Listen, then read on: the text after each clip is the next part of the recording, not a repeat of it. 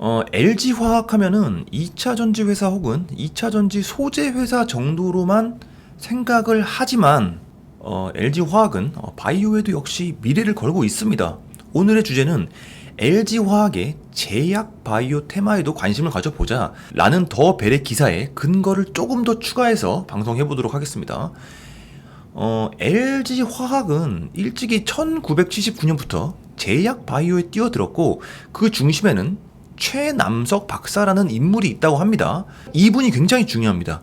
최남석 박사님 아래서 배출된 인재들이 현재 K바이오를 이끌고 있는 게 현재 한국 바이오의 상황입니다. 가령 예를 들면은 박순재 알테오젠 대표, 김용주 레고캠 바이오 대표, 조중명 크리스탈 지노믹스 대표, 이병건 SCM 생명과학 대표, 고정성 제노스코 대표 등등 유진산 파맥신 대표까지 셀 수 없을 정도입니다. 수많은 바이오의 핵심 기업가들을 LG생명과학의 최남석 사단에서 배출이 되었다는 거죠. 그만큼 LG화학 생명과학은 K바이오의 모태다라고 할 수 있을 정도입니다. 그러니까 제가 하고 싶은 말은 LG화학의 제약바이오는 뿌리가 매우 깊다. LG화학은 2차 전지만 있는 게 아니다. 그렇다면은 LG화학의 제약바이오는 현재 어떤 상황인가? 2차 전지만 계속 부각이 되다 보니까 바이오 관련 소식은 실제로 미미하죠. 여전히 주력 사업으로 투자와 신약 개발에 매진을 하고 있다고 합니다.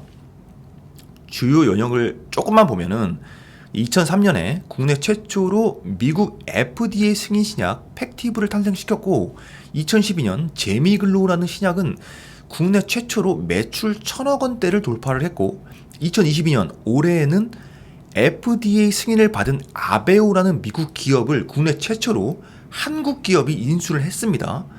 그러니까 LG화학 주주 입장에서 LG화학의 주가를 부양하는 데 있어 제약바이오가 일조를 할 수 있을까라는 의문에 대해서 LG화학이 바이오의 진심이기 때문에 충분히 바이오의 상승 흐름이 오면 편승할 수 있지 않나. 그래서 LG화학 생명과학의 움직임을 주목해 보자. 혹시 모르죠.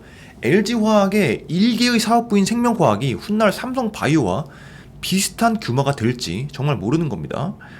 간단하게 LG화학의 산업군과 이제 비중을 비교를 해볼게요. 이제 글씨가 굉장히 조그만데 LG화학 안에는 이제 맨 위에 석유화학이 보이죠. 그리고 2차전지 소재를 담당하는 첨단 소재 사업 부분, 그리고 바이오 산업인 생명과학의 LG 엔솔까지, 그리고 마지막에 이제 공통 및 기타 부분인데 여기는 종자, 비료 이런 거니까 제외하겠습니다.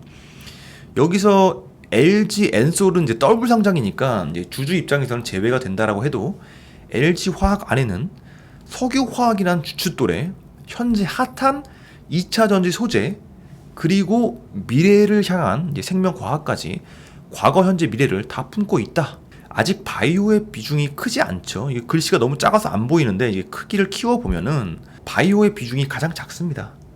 생명과학의 비중이 가장 작고 2022년 반기 기준으로 보면 제약 바이오를 담당하는 생명과학 사업부 매출이 4천억 원이니까 혼자만 단위가 1,000억 원 단위고 석유화학 매출이 11조로 가장 크고 LG 엔솔이 9.4조로 그 다음 양극재 등 2차전지 소재인 첨단 소재가 1.8조로 순서가 이렇게 됩니다. 매출 4천억 원이면 확실히 LG화학 내에서는 비중이 많이 작긴 합니다. 근데 다른 바이오 기업들보다 작지는 않죠. SK바이오판만 해도 매출 1,000억이 안 되기 때문에 가장 큰 바이오 대기업이랑 비교를 해보면 삼성바이오로직스 2022년 반기 매출 기준입니다. 반기 매출 기준 1조 1,627억 원, 그리고 셀트리온이 1조 1,466억 원입니다. 삼성바이오는 CDMO로 위탁 생산 위주이기 때문에 사업 유형 자체가 완전 다르긴 하지만 그냥 규모로만 봤을 때는 LG 생명과학은 현재 바이오 매출 탑인 두 회사랑 비교했을 때 한 3분의 1 수준 정도 된다. 사실 양호하다고 할 수 있는데 이 두 기업과 비교하면 좀 왜소해 보이는 건 사실이죠.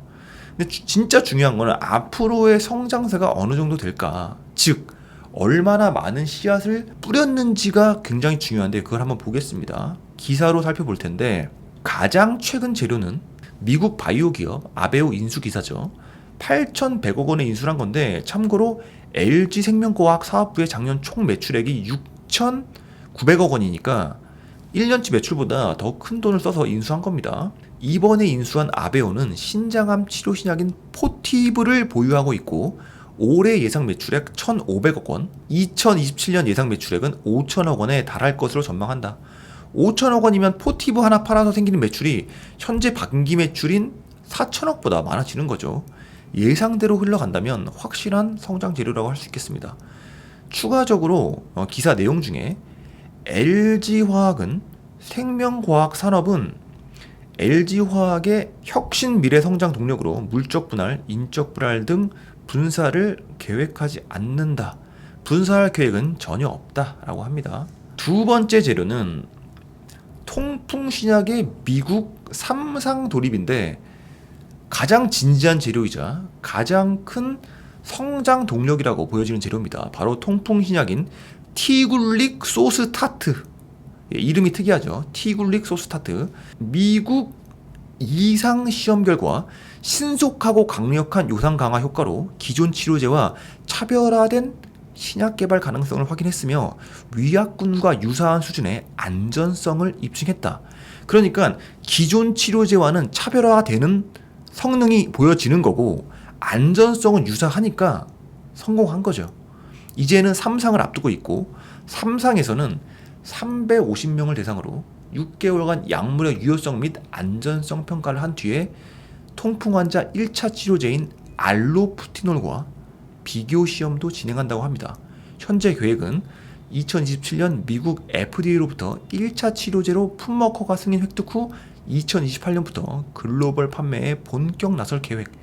5년 정도의 기간을 잡고 진행이 될 예정이라고 보면 되겠습니다. 글로벌 통풍 치료제 시장은 인구 고령화 및 비만 인구 증가로 2027년 5조 원 규모로 확대가 예상이 된다. 공시에서도 확인할 수가 있죠. 임상 3상을 7월 29일에 신청을 했고, 지난달인 9월 28일에 승인이 되어서 공시가 이렇게 나왔습니다. 결론은 이거죠. 결론은 이겁니다. 아낌없이 투자하는 LG화학 생명과학, 혁신의약품 개발과 상업화에 집중하겠다.